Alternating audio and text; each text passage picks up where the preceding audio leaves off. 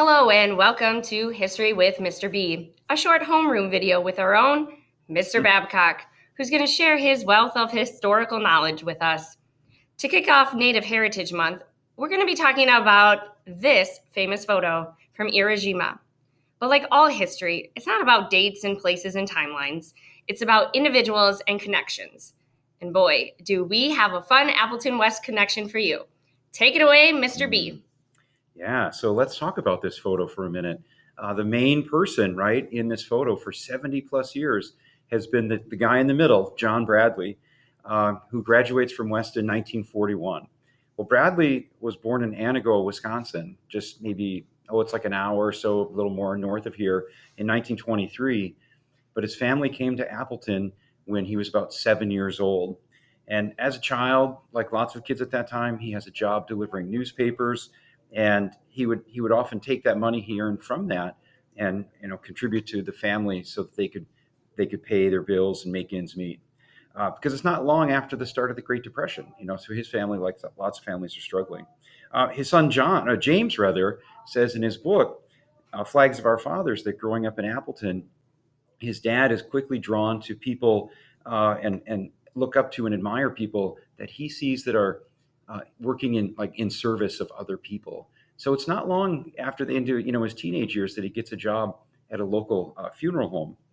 And then eventually Bradley's going to graduate from Appleton High, what we call Appleton West today, in 1941. And at the age of 19, just a year later, he enlists in the Navy in 1942. Now, according to his son's book, Flags of Our Fathers again, his dad enlists in the Navy in part to avoid big land battles, right? So if you're in the Navy, you're on a ship, and you're not in the foxholes and et cetera, et cetera. But unfortunately for Bradley, that's exactly what's going to take him to this horrific battle that lasts more than a month on this little island called Iwo Jima in the South Pacific in 1945, where more than 6,000 American soldiers are going to die, more than 21,000 Japanese soldiers are going to die. But that's what brings us back to that famous photo that we're talking about today. And for more than 70 years after that, people have believed that the 6 people in that photo were Ira Hayes on the far left, who's really the feature of our story today, Frank Sousley, John Bradley, Harlan Block, Mike Strank, and Renee Gagnon. But in 2016, some amateur historians, like lots of us, right, through some research, they discover that there are some people in this photo that are misidentified. So that's really where it becomes our responsibility to try to tell the whole story and the correct story. Yeah, so speaking of Iwo Jima, Bradley, even though he's not in this photo, this really famous photo of the flag raising, right, he's definitely on the island of Iwo Jima in 1945.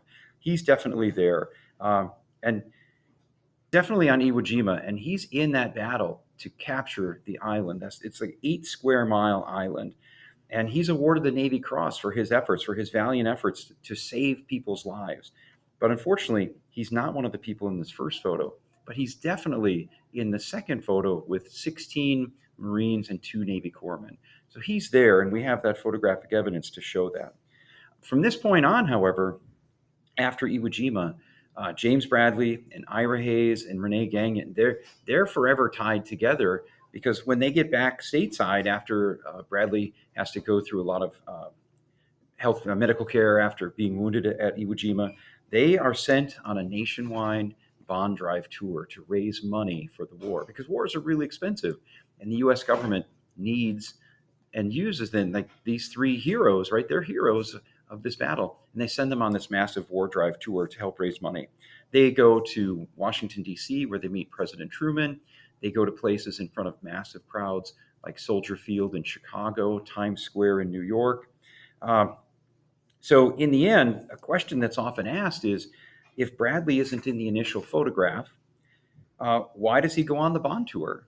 Well, again, back to his son's book, his son James said, "My father never said, 'Hey, I raised the flag on Iwo Jima.' He was told by the United States government that he did." And in the end, I think that really points back to an earlier point here, or speaks to an earlier point, that throughout Bradley's story, throughout his life, he really had this desire to serve other people. And he shows time and again that that's exactly what he did, like a lot of these people did, like Ira Hayes. And our own West Connection fought bravely along this man, the main star of our video today. You've probably walked by him several times around West, but never knew who he was. And sadly, his name won't be found in many history books, so our information is limited. His name was Ira Hayes. And even on this identified photo, his name is the only one cut off. Ira Hayes was a Pima native and a United States Marine who became the symbol of courage and sacrifice during World War II. Ira Hayes served as a Marine in the elite paratrooper division. This was no small feat. The paratroopers were a new type of soldier in the ancient realm of warfare, and training was exclusive and really intense. And Hayes went off to fight in the Pacific Theater, where he was one of the 6 Marines who captured the iconic flag-raising photograph at Iwo Jima. This image became the symbol of American patriotism and valor. He was remembered as a quiet hero, and Ira Hayes really leaves a lasting legacy as a symbol of the sacrifices made by many Native veterans in our country whose names don't appear in our history books, and oftentimes they're not remembered in our history at all. That's a great point.